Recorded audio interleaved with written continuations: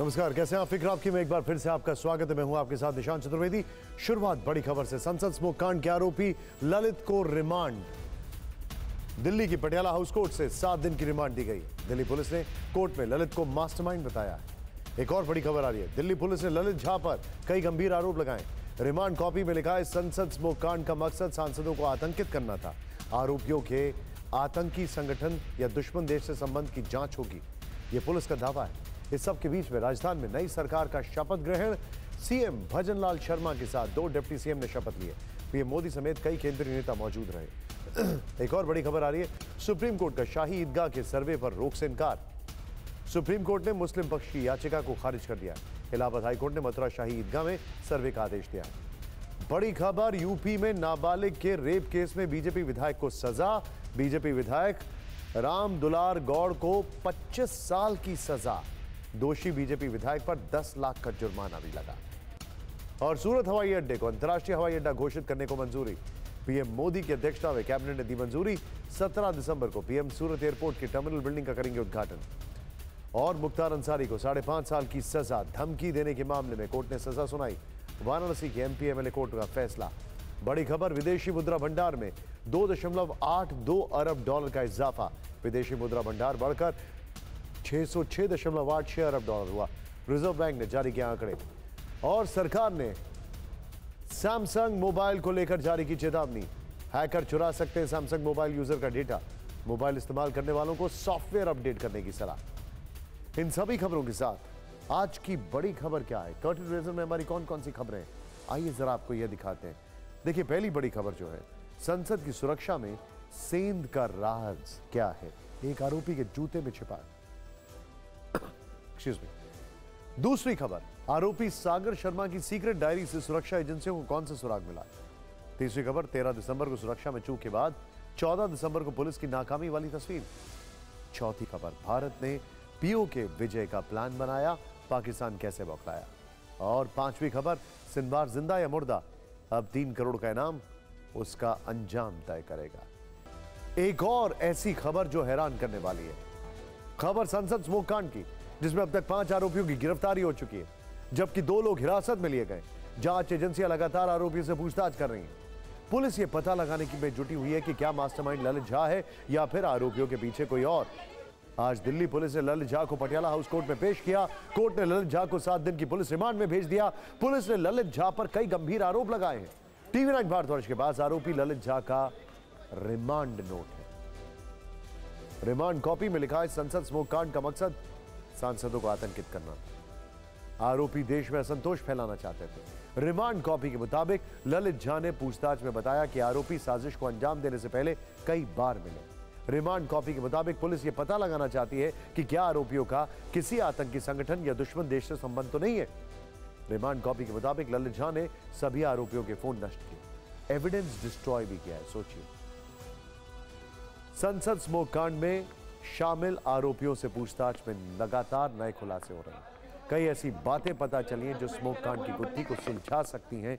Police को आरोपी सागर शर्मा के लखनऊ स्थित घर से एक डायरी मिली है, जिसमें वो लगातार अपनी बातें लिख रहा था। दिल्ली पुलिस के एफआईआर में सागर शर्मा के जूते पर बड़े खुलासे किए गए। यही वो जूता है जिन्हें पहनकर सागर शर्मा 13 दिसंबर को लोकसभा चेंबर में गया था। इन्हीं जूते के अंदर उसने स्मोक स्टिक छिपा कर रखे। पुलिस की एफआईआर में जूते को लेकर 4 चौंकाने वाले खुलासे किए गए। पहला खुलासा, सागर शर्मा ने अपने लेफ्ट जूते में कैविटी बनाकर स्मोक स्टिक छिपाई। सोचिए जरा कितना दिमाग लगाया है। दूसरा, जूते में एक्स्ट्रा रबर लगाई गई जिससे किसी को शक ना हो। तीसरा, सुरक्षा जांच से बचने के लिए खाकी जुराब पहने। ये सॉक्स पुलिस वालों की यूनिफॉर्म से मिलते जुलते हैं। और चौथा, आरोपियों ने वारदात को अंजाम देने से पहले रेकी की थी, जिससे पता चला कि संसद भवन में जूते की जांच नहीं होती।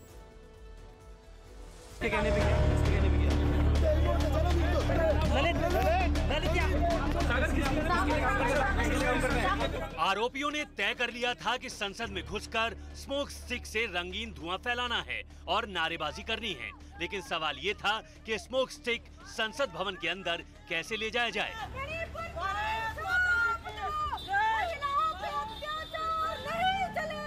क्योंकि संसद की 4 लेयर की सुरक्षा को चकमा देते हुए स्मोक स्टिक लोकसभा चैम्बर तक ले जाना आसान नहीं था। दिल्ली पुलिस की एफआईआर के मुताबिक आरोपियों ने संसद भवन के गेट पर होने वाली चेकिंग से बचने के लिए इस जूते का सहारा लिया। आरोपी सागर शर्मा अपने बाएं जूते के अंदर स्मोक स्टिक छिपाकर संसद के अंदर ले गया। सागर ने स्मोक स्टिक छिपाने के लिए जूते का डिजाइन बदलवाया था। इसके लिए उसने स्पोर्ट्स शू के अंदर सोल में एक कैविटी बनाई थी। दाएं पैर के जूते के अंदर के सोल को भी थोड़ा काटा गया था। जूते के सोल में रबर लगाकर उसकी मोटाई बढ़ाई गई थी।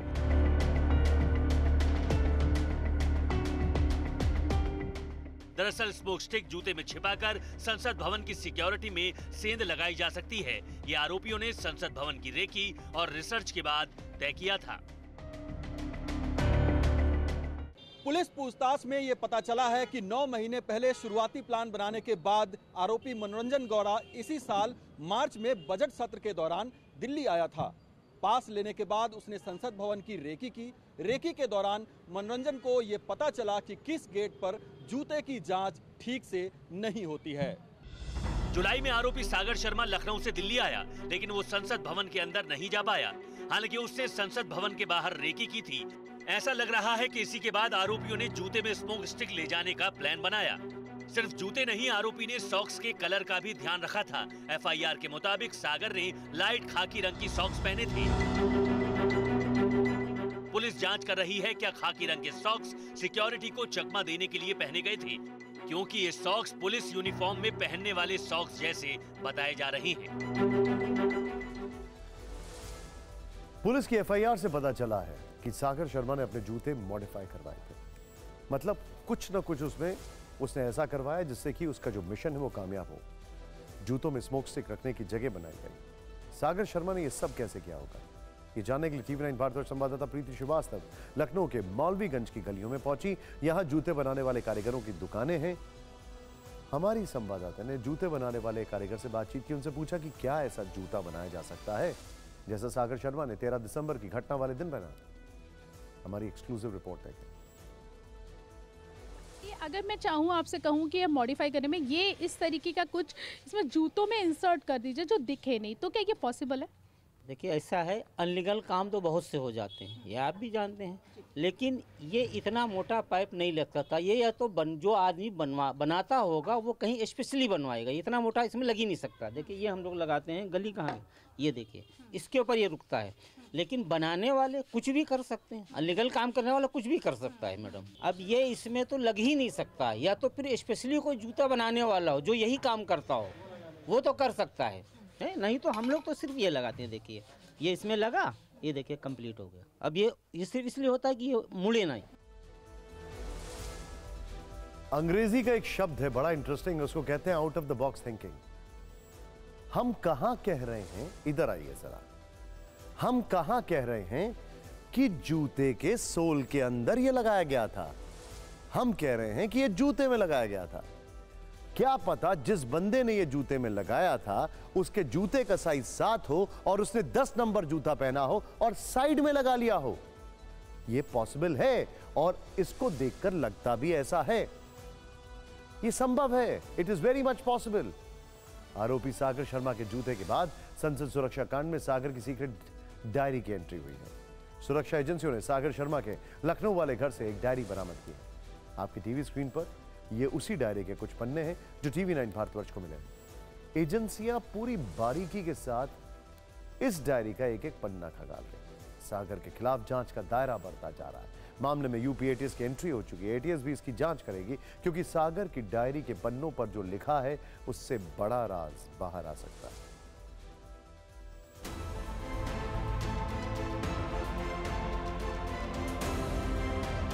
सागर की डायरी के अब तक 3 पन्ने सामने आए हैं। तीनों पन्नों में यह पन्ना सुरक्षा एजेंसियों के लिए मिस्ट्री बना है, क्योंकि इस पन्ने पर जो लिखा है वो मामले को और उलझा रहा है। पन्ने पर सबसे ऊपर 24 जनवरी 2021 दिन रविवार लिखा है। पन्ने को ऊपर से नीचे देखते हुए नजर पेज की 17 नंबर लाइन पर जाकर रुक जाती है। यहां तारीख 6 फरवरी 2021 लिखी है।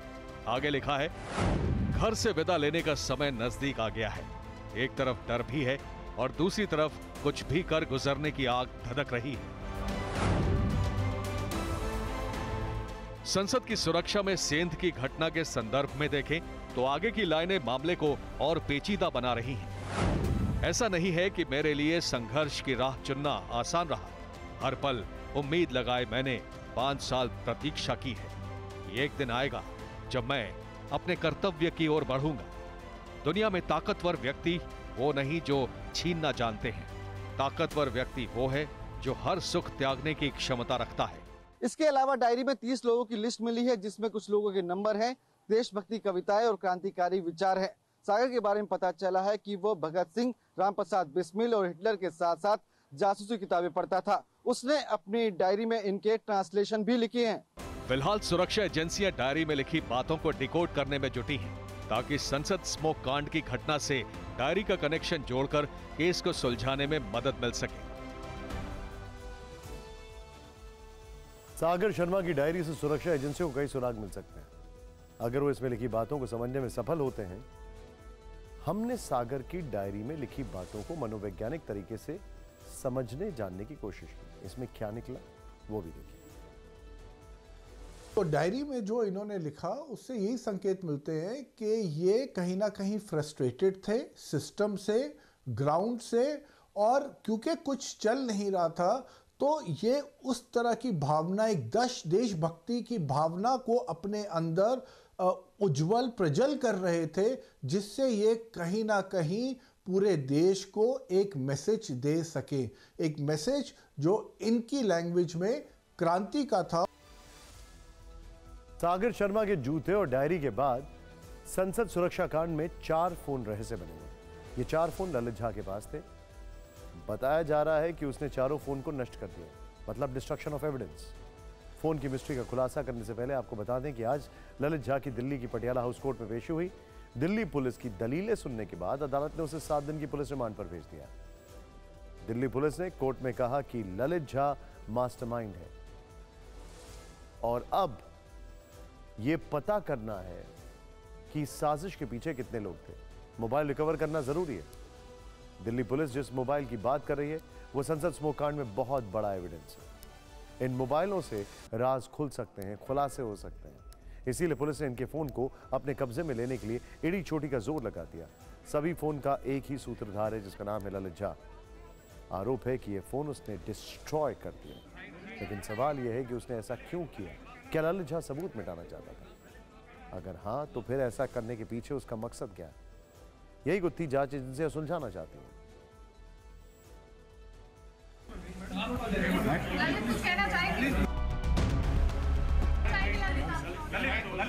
संसद स्मोक कांड में मोबाइल से मिलने वाले सबूतों पर सस्पेंस गहरा गया है।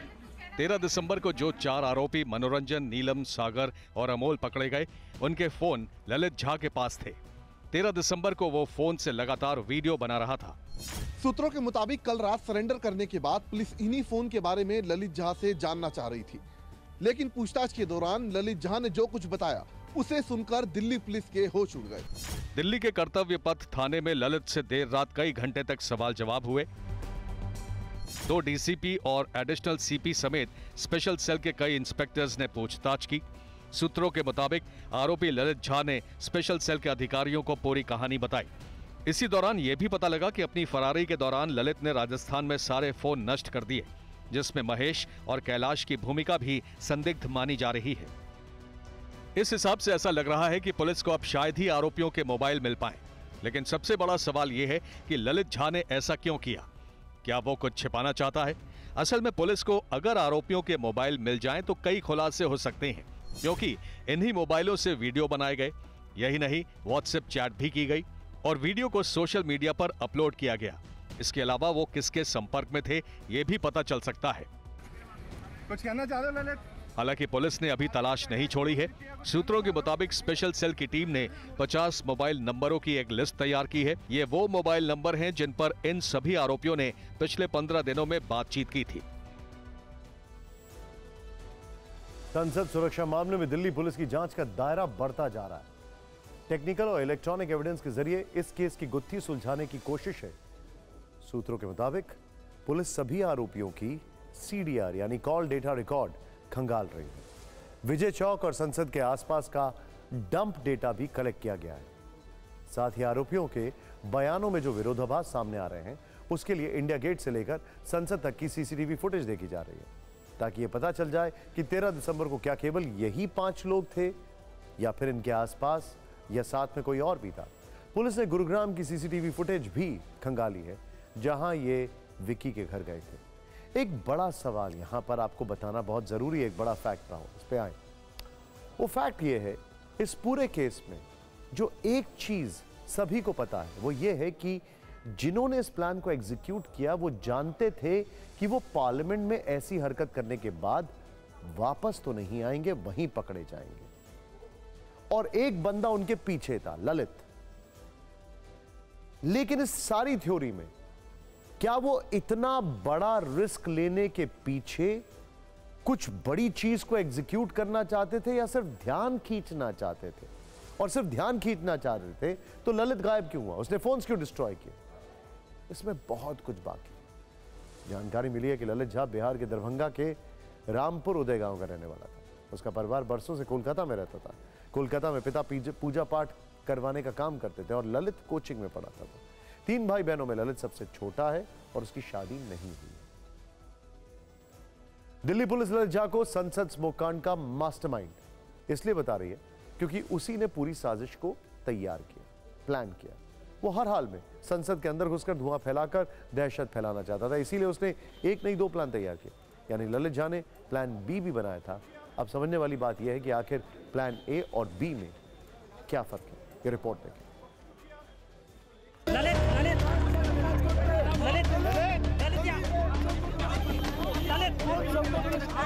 13 दिसंबर को संसद भवन परिसर और लोकसभा चैम्बर के अंदर जो कुछ हुआ, उसका प्लान ललित झा ने बनाया था।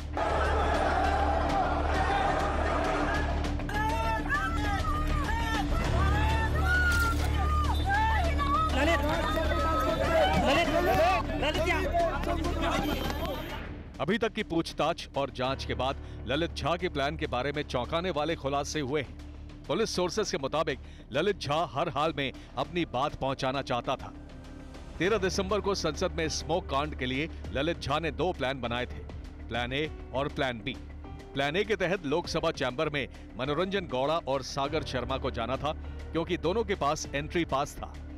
इस प्लान के मुताबिक नीलम आजाद और अमोल शिंदे को ट्रांसपोर्ट भवन के पास से संसद के करीब जाने को कहा गया था।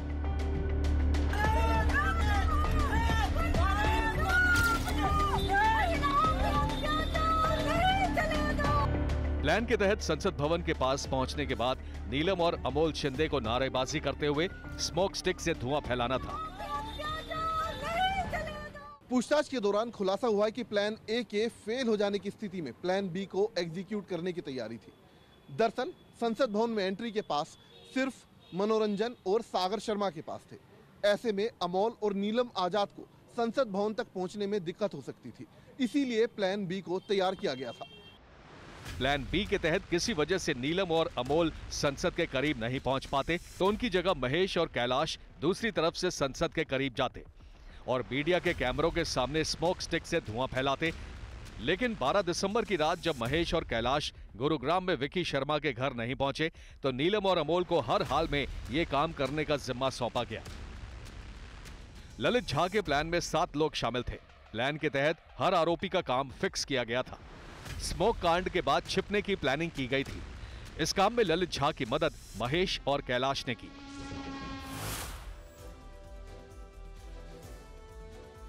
इस सब के बीच में 2 दिन पहले संसद में हुए स्मोक कांड के बाद इसका मास्टरमाइंड ललित झा अब पुलिस की गिरफ्त में। पूछताछ में ललित झा एक के बाद एक खुलासे करता है।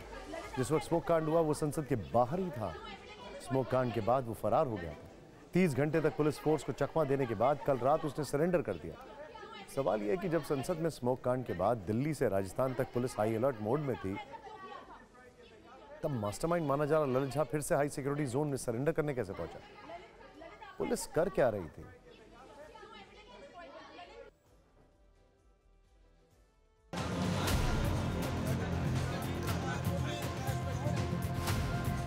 संसद स्मोक कांड के मुख्य आरोपी ललित झा को सामने देखकर कर्तव्य पथ थाने में मौजूद पुलिसकर्मी भी हैरान रह गए, क्योंकि जिस आरोपी के पीछे 30 घंटे से पुलिस की कई टीमें लगी हुई थी, वो सामने खड़ा था।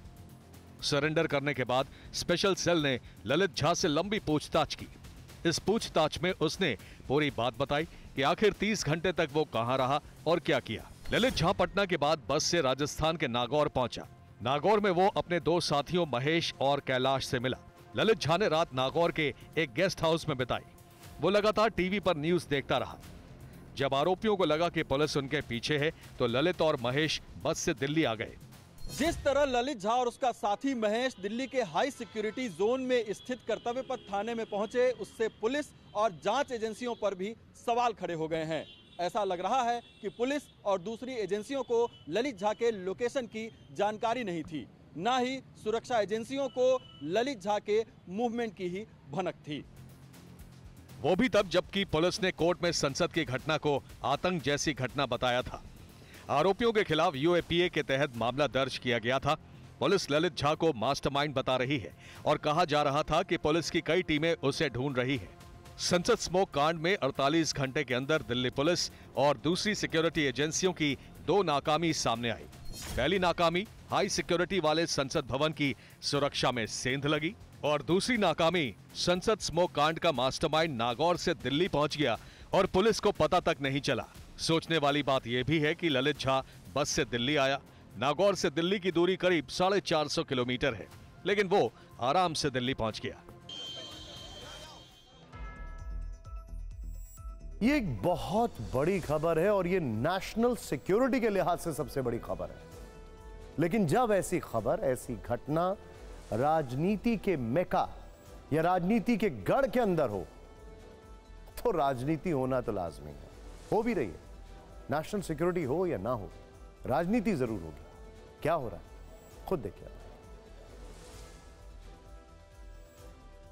And request the leader of the opposition, leader of the house and floor leaders to see me in my chamber.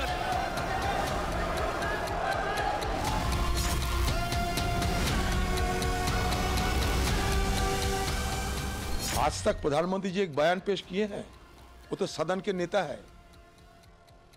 दोनों सदन मिलकर सबसे बड़ा नेता कौन होते हैं? पीएम। पीएम कौन होते हैं? सदन के नेता। तो अब तक क्या पीएम एक बार कोई बयान दे चुके हैं? तो गृह मंत्री अमित शाह जी कम से कम पीएम साहब को तो सिखाइए।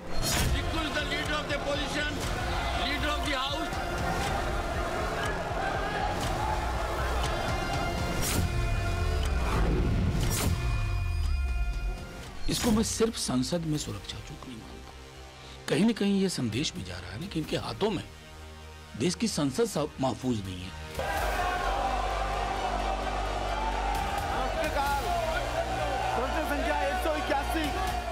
जब तक गृह मंत्री दोनों सदनों में नहीं आएंगे और बयान नहीं देंगे, तो दोनों सदन का चलना मैं समझता हूं संभावनाएं बहुत कम दिखती।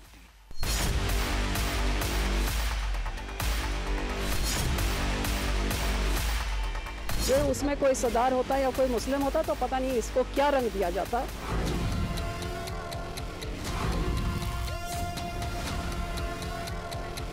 सदन की कार्रवाई को रोकना ये अपने आप में दिखाता है कि विपक्ष के पास अब कोई मुद्दा नहीं बचा है। तीनों राज्यों में चुनाव में हार के बाद अब वो उनके हौसले पस्त हैं। आरोपों के जो घोड़े होते हैं उनकी सवारी बड़ी खतरनाक होती है। वैसे संसद की सुरक्षा में सेंध पर राजनीति जमकर हो रही है। बीजेपी ने आज इसे एक नया एंगल दे दिया है। आरोपियों की तार विपक्षी दल से जोड़ दिया। दरअसल आरोपी ललित झा की कुछ ऐसी तस्वीरें सामने आई जिनमें वो टीएमसी नेताओं के साथ दिख रहा है। इसी के आधार पर बीजेपी नेता ममता बनर्जी से जवाब मांग रहे हैं। संसद में सुरक्षा में चूक के तीसरे दिन मामले ने नया टर्न ले लिया। बीजेपी नेताओं ने सोशल मीडिया पर कई तस्वीरें शेयर की। इन तस्वीर में संसद स्मोक कांड का एक आरोपी ललित झा टीएमसी नेता तापस रॉय के साथ दिख रहा है। पश्चिम बंगाल बीजेपी के अध्यक्ष सुकांत मजूमदार ने एक्स पर ललित झा की कई तस्वीरें शेयर की। सुकांत मजूमदार ने इन तस्वीरों के साथ एक्स पर लिखा, टीएमसी विधायक तापस रॉय, टीएमसी यूथ कांग्रेस महासचिव सौम्या बख्शी और टीएमसी नेता राजेश शुक्ला के साथ ललित झा की तस्वीरें सुरक्षा उल्लंघन में टीएमसी के जुड़े होने का संकेत देती हैं। इस मामले पर ममता बनर्जी चुप क्यों हैं? उनकी चुप्पी के पीछे क्या कारण हो सकता है? Not only Tapas Roy, north Calcutta और कलकत्ता का बहुत सारे टीएमसी का प्रोमिनेंट लीडर, पब्लिक रिप्रेजेंटेटिव, उसका साथ ललित झा का सीधा संपर्क था। इसलिए ये जो हादसा हुआ है, इस इंसिडेंट के पीछे टीएमसी और ममता बनर्जी की क्या रोल है, उसको भी जांच होना चाहिए। ये टीएमसी विधायक तापस राय है, कोई देश विरुद्ध काम करते हैं, टुकड़े गैंग जो है वो काम करते, उसके साथ टीएमसी का तो जोग होगा ही होगा, कनेक्शन होगा ही होगा। आज पूरा स्पष्ट हो गया। बीजेपी नेताओं ने ललित झा की तापस रॉय के साथ तस्वीरें शेयर की, गंभीर आरोप लगाए, तो टीएमसी नेता तापस रॉय ने कहा वो ललित झा को जानते तक नहीं है। बीजेपी अपनी नाकामी छुपाने के लिए तस्वीरों का इस्तेमाल कर रही है। What can you prove by a photograph? And that is to a single photograph. It seems that they want to suppress, cover up their failures. And I do not know the miscreant, neither by name nor face. Paschim Bangal BJP के नेताओं ने आरोपी ललित झा को TMC से जोड़ा, तो BJP सांसद मनोज तिवारी ने नीलम को कांग्रेस पार्टी से जोड़कर बड़े आरोप लगा दिए। सब कुछ दूध का दूध, पानी का पानी होगा। ललित नाम का लड़का, उसका कनेक्शन टीएमसी से दिख रहा है। फिर भी हम जांच का इंतजार कर रहे हैं। आरोपियों की तस्वीरें विपक्षी दलों के नेताओं के साथ आने के बाद बीजेपी आक्रामक हो गई है। अब बीजेपी के नेता मांग कर रहे हैं कि जिन नेताओं की तस्वीरें आरोपियों के साथ दिख रही हैं, उनसे भी पूछताछ की जाए। लेकिन अब बात कोर्ट के उस फैसले की जिसे एक बार फिर हिंदू पक्ष अपनी बड़ी जीत और मुस्लिम पक्ष के लिए झटका बता रहा है और कह रहा है कि अयोध्या सिर्फ झांकी है, अब काशी और मथुरा बाकी है, क्योंकि 24 घंटे में दूसरी बार मथुरा की शाही ईदगाह मस्जिद पर कोर्ट का बड़ा फैसला आया है। आज सुप्रीम कोर्ट ने शाही ईदगाह के सर्वे पर रोक लगाने से इनकार कर दिया है। सुप्रीम कोर्ट ने मुस्लिम पक्ष की याचिका को खारिज कर दिया है। इलाहाबाद हाई कोर्ट ने गुरुवार को शाही ईदगाह में कमिश्नर सर्वे का आदेश दिया था। आज शाही ईदगाह मस्जिद और सुन्नी सेंट्रल वक्फ बोर्ड ने इस आदेश को सुप्रीम कोर्ट में चुनौती दी। इसमें कमिश्नर सर्वे और हाईकोर्ट की कार्रवाई पर रोक लगाने की मांग की गई। हालांकि आज ईदगाह विवाद मामले में सभी केस की ट्रांसफर याचिका पर सुप्रीम कोर्ट में सुनवाई थी, लेकिन मुस्लिम पक्ष ने हाईकोर्ट के आदेश को मेंशन करते हुए सर्वे पर रोक लगाने की मांग कर दी, जिसे खारिज कर दिया गया। The Honorable Supreme Court has refused to stay the proceedings, and the Honorable Supreme Court has fixed the matter so far as challenge to the transfer order is concerned on 9th of January. Yes, the High Court order will continue and the High Court will proceed with the matter, and there is no stay by the Honorable Supreme Court. जैसा कि हम आपको लगातार बता रहे हैं कि ये पूरा विवाद मथुरा में करीब 13.25 या 13.37 एकड़ जमीन को लेकर, जिसमें 11 एकड़ करीब 11 एकड़ जमीन पर श्री कृष्ण जन्मस्थान मंदिर है, करीब 2.37 एकड़ जमीन पर शाही ईदगाह मस्जिद है। लेकिन हिंदू पक्ष का कहना है कि मस्जिद मंदिर को तोड़कर बनाया गया, इसीलिए जमीन हिंदू पक्ष को दी जाए। ऐसे में आज हमारे रिपोर्टर ने सुप्रीम कोर्ट के फैसले के बाद मथुरा में दोनों पक्षों से बातचीत की, उनकी क्या राय, आइए देखिए।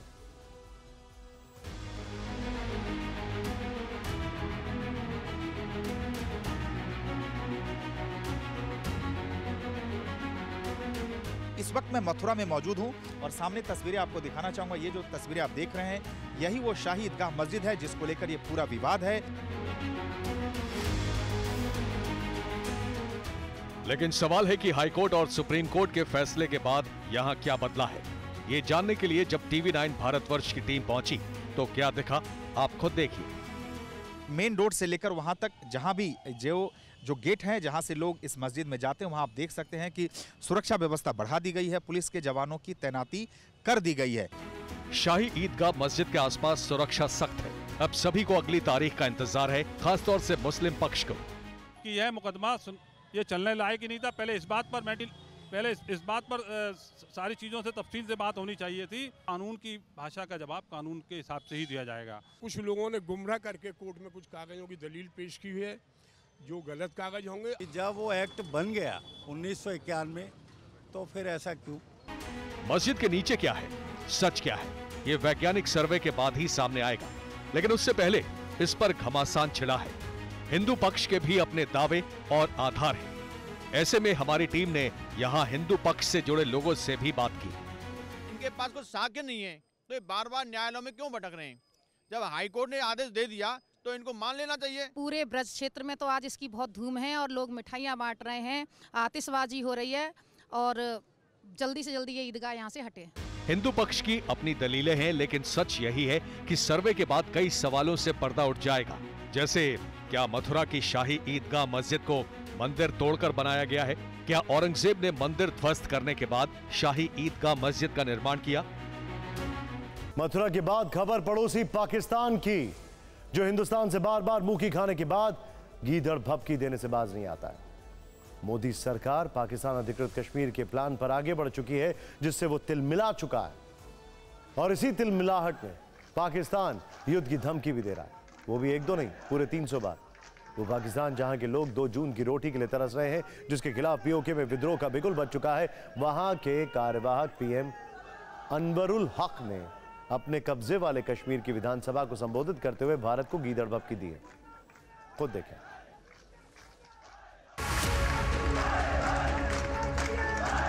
हम 300 मरतबा लड़ने के लिए तैयार हैं। पाक ऑक्यूपाई कश्मीर भारत का है, हमारा है। पीओके पर संसद में गृह मंत्री के इसी बयान से पाकिस्तान थर-थर कांप रहा है।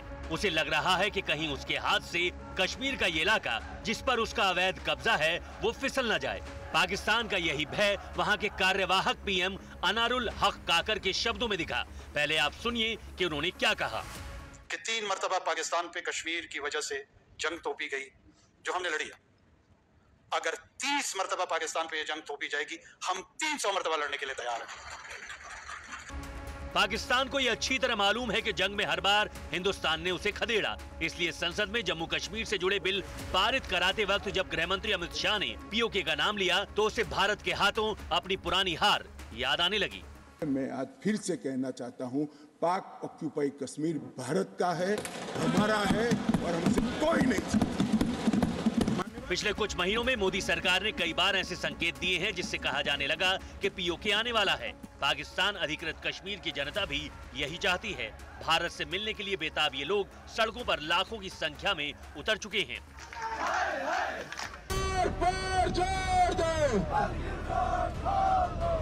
रास्ते में डाउट पैदा करोगे तो हम करगिल जाके दिखा। असल में पाकिस्तान की गीदड़ भभकी के पीछे वहाँ का प्रस्तावित चुनाव है। सरकार कई मोर्चों पर घिरी हुई है। अर्थव्यवस्था खस्ताहाल है। सरकार से जनता नाराज है। लोग विद्रोह कर चुके हैं। ऊपर से इमरान खान की लोकप्रियता भी बढ़ती जा रही है। यही वो वजह है जिससे पाकिस्तान शायद ध्यान भटकाना चाहता है। ऐसे में उसके प्रधानमंत्री जंग का राग अलाप रहे हैं, जिनकी खुद की कुर्सी कब खिसक जाए ये वो भी नहीं जानते। भारत के आगे पाकिस्तान की ताकत कहीं नहीं टिकती है, चाहे जल हो, थल हो या नभ। हर जगह हिंदुस्तान से वो काफी पीछे है। भारत में एक्टिव सेना की संख्या 14,50,000 है, जबकि पाकिस्तान के पास सिर्फ 6,54,000 है, यानी लगभग 2.5 गुना ज्यादा। भारत के पास 4,614 टैंक है, जबकि पाकिस्तान के पास 3,742। एयरफोर्स की ताकत के मामले में भी भारत भारी है। हमारे पास 2,210 एयरक्राफ्ट फ्लीट है, पाकिस्तान के पास सिर्फ 1,413। फाइटर फ्लीट भारत के पास 577 है, पाकिस्तान के पास 363। पाकिस्तान की नौसेना की ताकत के आगे तो भारत की नौसेना की जो ताकत है उसके आगे तो पाकिस्तान कहीं नहीं ठहरता। भारत के पास पनडुब्बी की 18 फ्लीट है, पाकिस्तान के पास सिर्फ 9। वहीं डिस्ट्रॉयर के मामले में तो वो बहुत पीछे है। भारत के पास डिस्ट्रॉयर फ्लीट 11 है, पाकिस्तान के पास 2, यानी भारत से उससे 5 गुना ज़्यादा शक्तिशाली है। भारत पाकिस्तान से 5 गुना ज़्यादा शक्तिशाली है। और जहाँ तक कश्मीर पर युद्ध की बात है तो आपको बता दें कि 1947 में कश्मीर पर पहली जंग में वो बुरी तरह हारा। इसके बाद 1965 में भारत ने पाकिस्तान को धूल चटाई और फिर 1999 में करगिल युद्ध में पाकिस्तानी फौज को भागना पड़ा। इस सबसे भी बड़ी बात क्या है, आज की तारीख में युद्ध हथियारों से ज्यादा इकोनॉमी से लड़ा जाता है। पाकिस्तान में खाने के लिए रोटी नहीं है, पैसा नहीं है, और भारत पूरी दुनिया का पेट भरने के लिए तैयार बैठा है। हमास के ठिकाने पर आईडीएफ की भीषण एयर स्ट्राइक, इस वक्त की बड़ी खबर। हमास की मिलिट्री साइट गार्ड पोस्ट तबाह की गई। हमास के ऑब्जर्वेशन पोस्ट कंट्रोल रूम बनाया गया।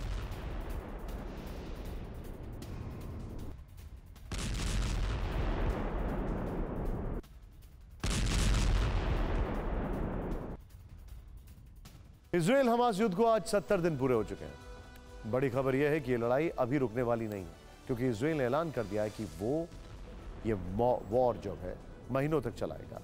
इस ऐलान के साथ गाजा में आईडीएफ के हमले तेज हो गए हैं। दूसरी तरफ हमास के डिप्टी चीफ और 7 अक्टूबर हमले के मास्टरमाइंड सिनवार पर शिकंजा कस गया है। इजरायली फोर्सेस सिनवार के बारे में सुराग देने पर इनाम का ऐलान कर दिया। सिनवार पर इनाम की पूरी डिटेल हम आपको बताएंगे, लेकिन पहले कैसे जबालिया कैंप और शेजिया के इलाकों में हमास लड़ाकों और इजरायली डिफेंस फोर्सेस के बीच भीषण जंग चल रही है, इसकी तस्वीर देखिए।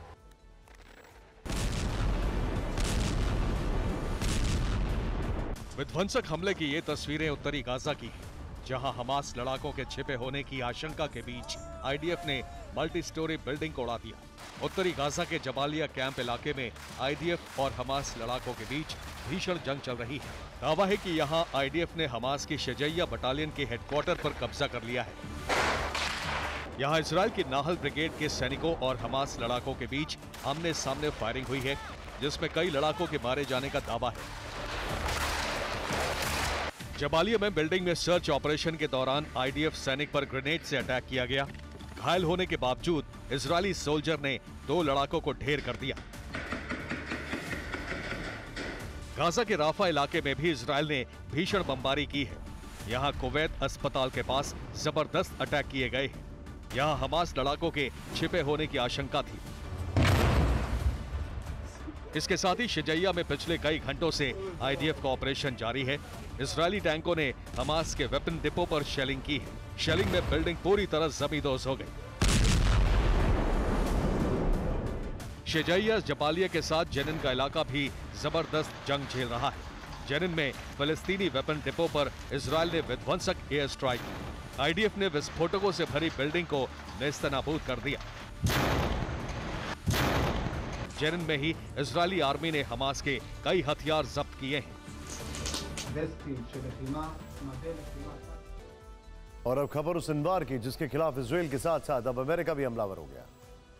सीनियर अमेरिकी ऑफिसर्स ने इजरायली अधिकारियों जैसा ही बयान देते हुए कहा है कि सिनवार जल्द ही मरने वाला है। इस बीच इजराइल ने सिनवार के खिलाफ शिकंजा और कस दिया है। आईडीएफ ने सिनवार पर बड़े इनाम का ऐलान कर दिया है।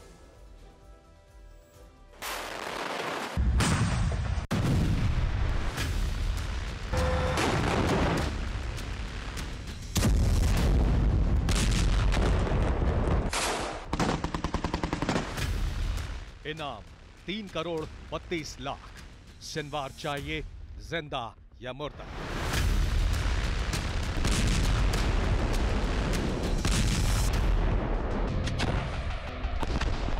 हमास का डिप्टी चीफ गाजा का लादेन सिनवार किसी भी सुरंग में छिपा हो, अब उसका बचना नामुमकिन लगता है, क्योंकि सिनवार का खात्मा करने के इरादे से आगे बढ़ रहे इजराइल ने सिनवार पर बड़े इनाम का ऐलान कर दिया है।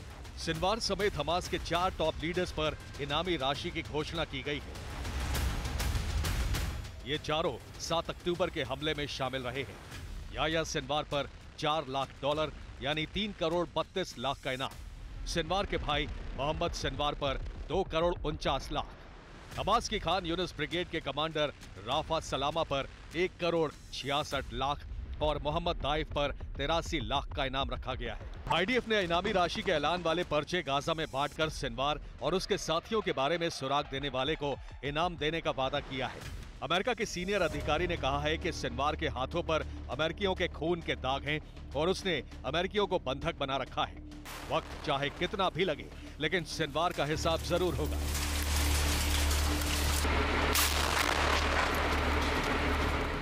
साफ है, इजराइल और अमेरिका ने मिलकर सिनवार को मौत के घाट उतारने की ठान ली है। ऐसे में अगर सिनवार उत्तरी गाजा से लेकर दक्षिणी गाजा तक कहीं भी छिपा है, तो अब उसका बचना मुश्किल लगता है। मिडल ईस्ट से अब महायुद्ध का तूफान उठने वाला है, क्योंकि अब इजराइल और अमेरिका दोनों मिलकर यमन के हूती विद्रोही और लेबनान के हिजबुल्लाह दोनों का सफाया करेंगे। क्योंकि हूती लगातार अपनी हरकतों से बाज नहीं आ रहा है, आज एक बार फिर उसने रेड सी में इजराइल की तरफ जा रहे एक शिप को टारगेट किया। हूती ने कंटेनर शिप गिब्राल्टर पर मिसाइल दागी और उसे धुआं कर दिया। इस बीच अमेरिका ने कैसे दोनों संगठनों से निपटने का प्लान तैयार किया है, आप खुद देखें, यानी कि युद्ध का दायरा बढ़ने वाला कि हूती शिप पर हमले तुरंत बंद करे, इजराइल पर हमले बंद करे। हूती हमले बंद नहीं हुए तो अंजाम बुरा होगा। हूती के साथ अब हिजबुल्लाह भी अमेरिका के टारगेट पर आ गया है, क्योंकि हिजबुल्लाह भी लगातार इजराइल के खिलाफ हमले तेज कर रहा है। आज इजरायली फोर्सेस ने लेबनान में हिजबुल्लाह के ठिकानों को एयर स्ट्राइक से टारगेट किया। उधर अमेरिका ने हिजबुल्लाह के खिलाफ जंग में इजराइल को समर्थन का ऐलान किया है। बातचीत असफल होने पर हिजबुल्लाह के खिलाफ जंग में अब अमेरिका तेल अवीव का समर्थन करेगा। यहां खतरे की बात यह है कि अगर अमेरिका इजराइल की तरफ से हूती हिजबुल्लाह के खिलाफ जंग में उतरा तो ईरान भी जंग में कूद सकता है। इसका अंजाम मिडिल ईस्ट में महायुद्ध हो सकता है। यूक्रेन और गाजा युद्ध के बीच एक और बड़ी खबर आई। अमेरिका का B-2 स्टेल्थ बॉम्बर ब्रिटेन पहुंच गया है। तो क्या इस जंग के परमाणु युद्ध में बदलने का खतरा है? अमेरिका का यह बॉम्बर इतना विनाशक है जो गाजा समेत पूरे अरब में एटमी विनाश की आंधी ला सकता है। ब्रिटेन में इसकी तैनाती से लग रहा है कि अब तबाही बढ़ने वाली है।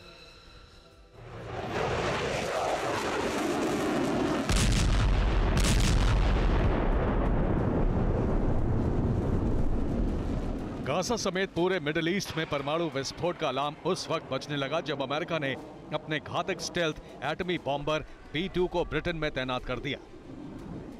अमेरिका ने कुछ दिन पहले ही ऐलान किया था कि वो अपने परमाणु बॉम्बर को यूरोप में उतार सकता है।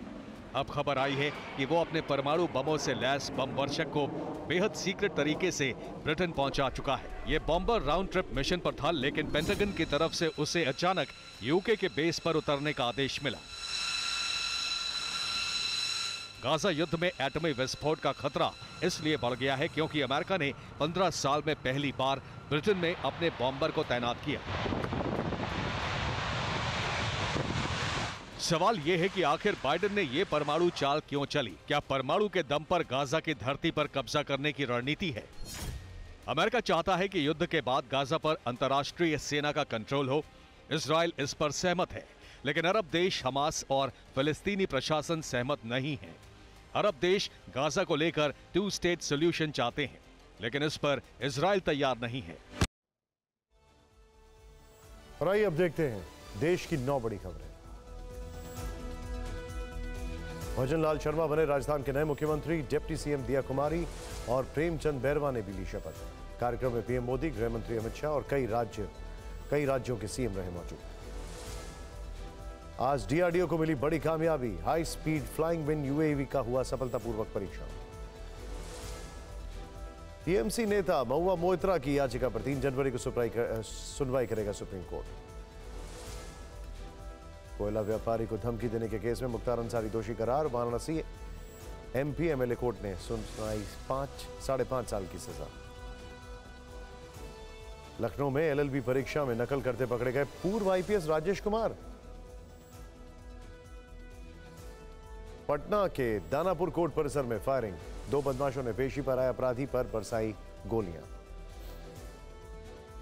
बिहार के मधुबनी में ट्रेन के एसी बोगी में लगी आग। जयनगर से मुंबई जा रही थी पवन एक्सप्रेस। हरियाणा के हिसार में कर्मचारी नेता विजय शर्मा की अचानक हुई मौत। भाषण के चंद सेकंड बाद आया हार्ट अटैक। अमृतसर में अमृतपाल सिंह का करीबी कुलवंत सिंह गिरफ्तार। 10 महीने से पुलिस को थी तलाश। और 10 बजे देखिए बैटल ऑफ रेड सी। 16 देशों का एटमी रण।